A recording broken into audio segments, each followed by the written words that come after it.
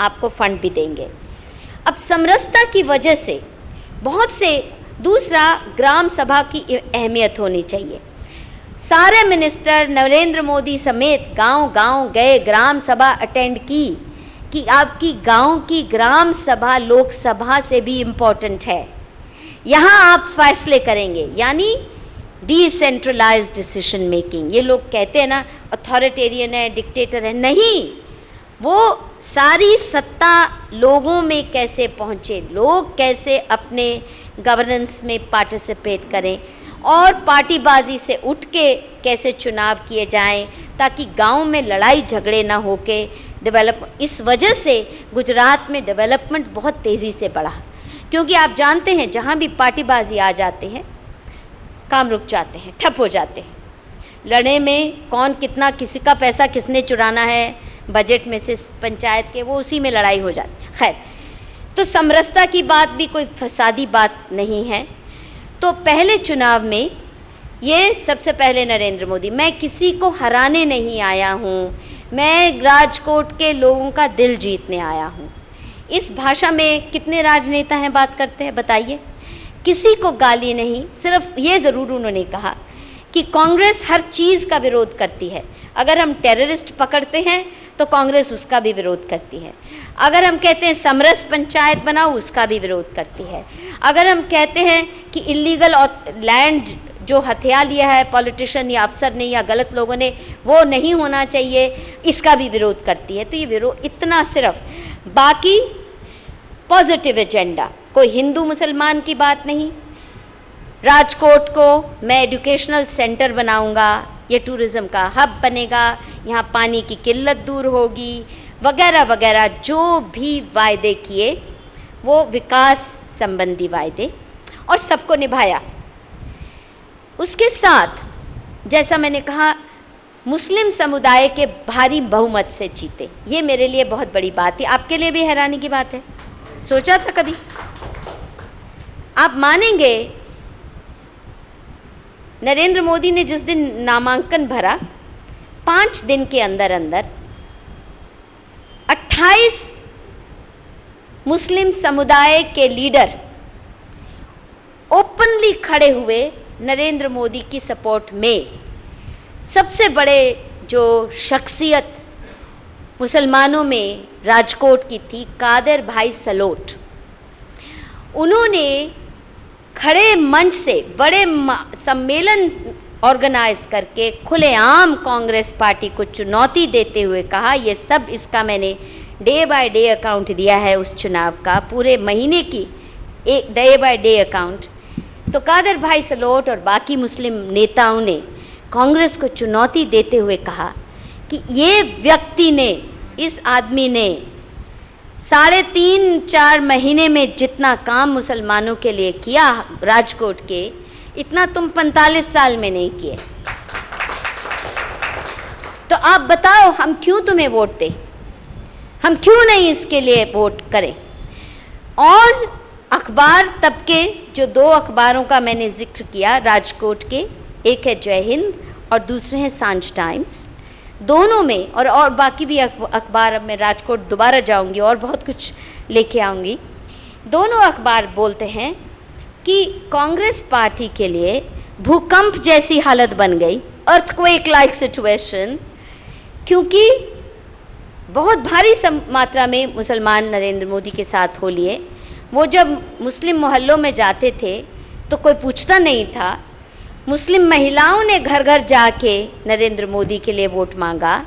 मुस्लिम youth ने motorcycle rally निकाली नरेंद्र मोदी के लिए। ये सिर्फ 4 दिन गए तब भी, क्योंकि पार्टी ने इतने अच्छे से चलाया और नरेंद्र मोदी ने, क्योंकि जो गुजरात में 4 महीने में काम किया, जिस तरह भूकंप में जाके, वो बहुत गजब की कहानी है।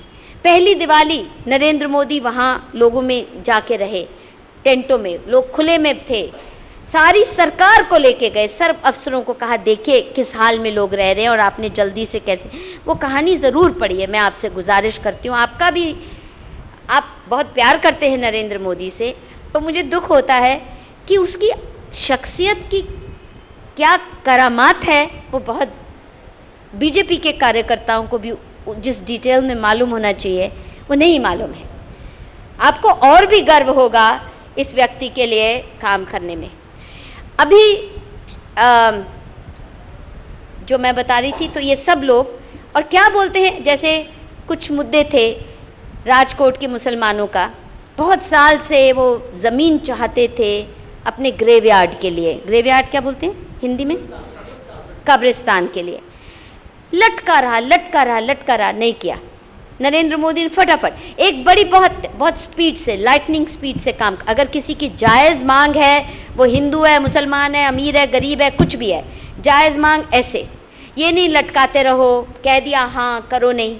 इसी किस्म से वापी के क्रिश्चियंस, उनकी भी कहानी है इसमें।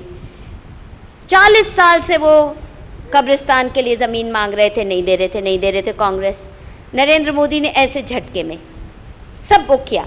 तो एक कादर भाई कहते हैं ये काम किया, फिर हमारे हज की कुछ समस्याएं थी वो की, उसके साथ माइनॉरिटी बोर्ड जो बिल्कुल काम करता नहीं है उसको एक कॉरपोरेशन का दर्जा दिया, उसको मुस्लिम एंटरप्राइज बढ़ाने का, और ये नहीं कि शोर मचाया अरे मैं मुसलमानों का ये करूँगा।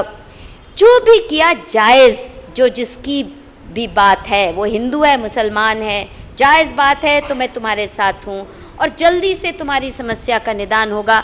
और साथ में मुस्लिम महिलाओं के लिए एंटरप्राइज कैसे शुरू हो, लोन्स कैसे मिले एंटरप्राइज करने के लिए, ये सब तुरंत। तो इसलिए मुस्लिम समुदाय, और दूसरा बहुत कम लोगों को मालूम है, नरेंद्र मोदी के निजी संबंध मुसलमानों के साथ जिस किस्म के घनिष्ठ हैं, मैं चैलेंज करके कह सकती हूँ, और हर तबके के, गरीब से गरीब गांव में एक हाथकरघा का है, उनका नाई मुसलमान कितने साल रहा, गांव में ऐसे मुसलमान मुझे मिले जिनके बाप को भी वो जानते थे, उनके घर में रहे थे, उनके घर में आना जाना था, खान पीन था। ये बिल्कुल सही नहीं है। आरएसएस के प्रचारक के रूप में भी उनके घनिष्ठ संबंध मुस्लिम समुदाय के लोगों के साथ ऐसे रहे हैं कि घर के सदस्य की तरह आना जाना, प्यार का, मोहब्बत का रिश्ता। मुसलमान धर्म गुरुओं के साथ, बहुतों के साथ, जैसे बोहरा समाज के सैयदना साहब, बिल्कुल बाप के जैसे प्यार, इज्जत, सम्मान नरेंद्र मोदी करते थे, और वो भी इसी तरह से बहुत से सूफ़ी संत हैं, बहुत से मुस्लिम चिलिया मुस्लिम समुदाय जो कि बहुत प्रॉस्परस किया है पिछले 10 बार, ये इनके साथ भी, इनके धर्म गुरुओं के साथ भी बहुत करीबी संबंध हैं।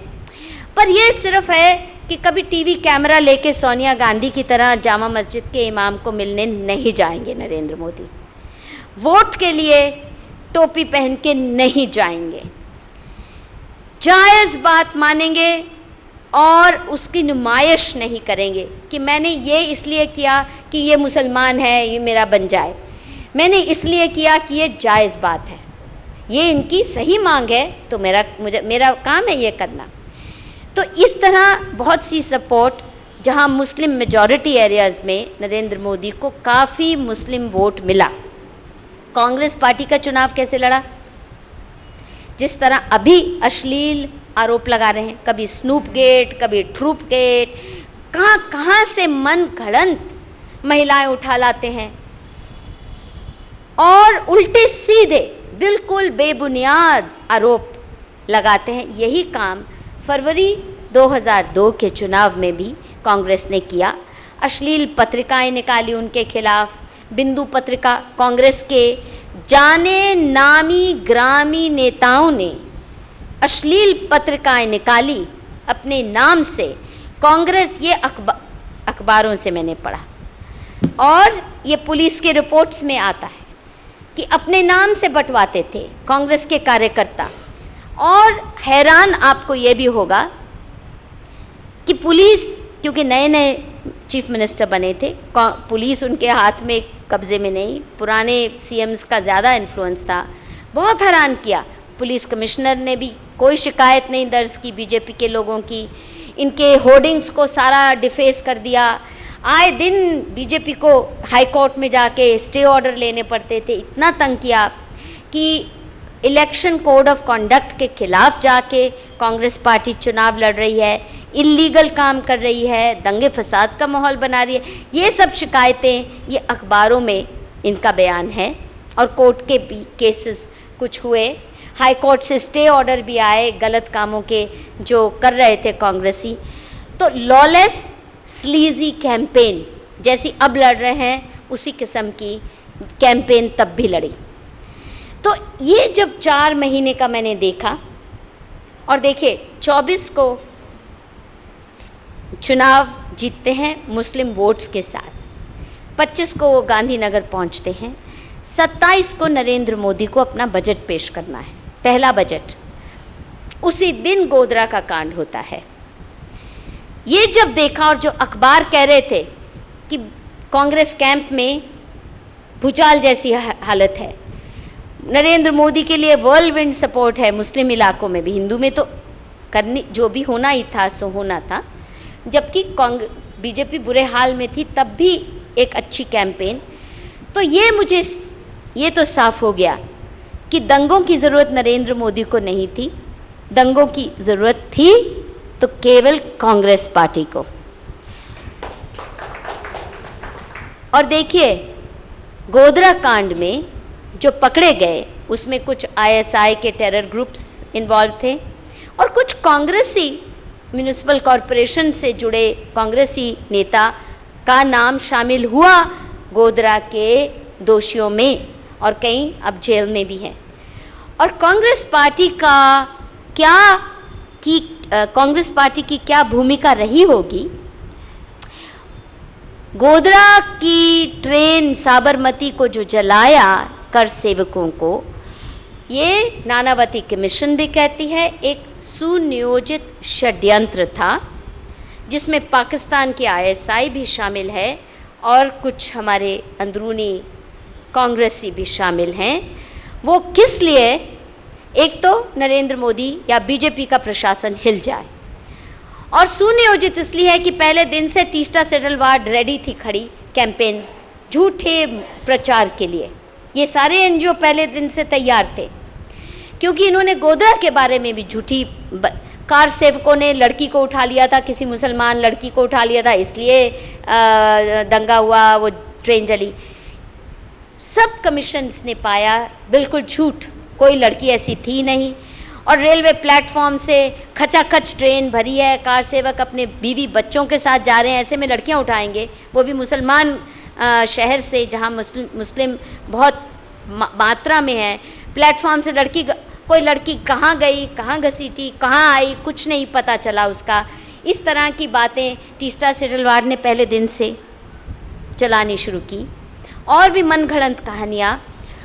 तो ये जाहिर हुआ कि भड़काया दंगा ताकि वाजपेयी सरकार हिल जाए उस पे, क्योंकि नरेंद्र मोदी कोई ऐसी बात कर नहीं रहे थे भड़काऊ, पर अब आपने एक दंगा उनके माथे पर फोड़ना है तो आपने उसकी शुरुआत की। दूसरा, अगर आप दंगों की जो चैप्टर्स हैं 3 4 मोटी मोटी बातें करके मैं ख़त्म करूँगी बात, ताकि आप सवाल जवाब, बहुत ज़्यादा हो गया। कैसे नरेंद्र मोदी कहते हैं उन्होंने भड़काऊ भाषण दिए गोधरा के बाद, ये सही नहीं है, वो भी झूठ। कैसे? वो मैंने तब की वीडियो रिकॉर्डिंग ली, नरेंद्र मोदी की स्पीचेस क्या थी, क्या बोला, और मीडिया ने कितना उसको झूठ, जैसे अमित शाह का बयान कितना तोड़ मरोड़ के किया जा रहा है। अमित शाह ये कह रहे हैं कि बहुत अन्याय किया है मुलायम सिंह सरकार ने दंगा भड़का के, और जो दंगा पीड़ित हैं जो भी गलत काम हो रहे हैं, गलत लोगों को जेल में बंद किया जा रहा है, कोई रिलीफ के नाम पे ना हिंदू ना मुसलमान कोई भी खुश नहीं है। और क्या उन्होंने कहा, अभी बदला लेना है तो हमने तलवार से, लाठी से, बंदूक से नहीं, बदला लेना है सही वोट करके। और इस पे कह रहे हैं कि अमित शाह भड़काऊ हैं, इनको बैन करो यूएन। ये देखिए मीडिया ये फैला रहा है। इसी किस्म से नरेंद्र मोदी की बातों को बहुत तोड़ मरोड़ के, नरेंद्र मोदी ने पहले दिन से शांति की ज़रूरत है, हमें बदला नहीं लेना है, गोधरा का बदला दंगों से नहीं लिया जा सकता, किसी मासूम का घर जला के हम गोधरा का बदला नहीं ले सकते हैं। सरकार दोषियों को सज़ा देगी। और मैं अपील करता हूँ, शांति बनाए रखिए, गुजरात का गौरव बनाए रखिए, ये बोल रहे हैं। और मीडिया ने क्या फैलाया, ये आदमी कह रहा है कि दंगे जायज़ हैं, हिंदू का गुस्सा जायज़ है, ये तो मारेंगे ही, ये भी झूठ। ये सब डे बाय डे की स्पीचेस। दूसरा, दंगों का डे बाय डे अकाउंट मैंने कैसे नरेंद्र मोदी ने हैंडल किए दंगे, ये मैं आज दावे के साथ कह सकती हूँ कि गुजरात प्रांत, जिसमें कांग्रेस की हुकूमत के तहत सैकड़ों दंगे हुए हैं, हर साल दंगे होते थे, दिवाली, मुहर्रम, ईद, गणेश उत्सव, कोई भी उत्सव हिंदू ना मुसलमान का दंगा मुक्त रहता था। महीनों हफ्तों कर्फ्यू चलता था। केवल 12 साल सिर्फ नरेंद्र मोदी ने दंगा मुक्त नहीं, पहली बार आज़ादी के बाद गुजरात को दंगा मुक्त 12 साल मिले हैं।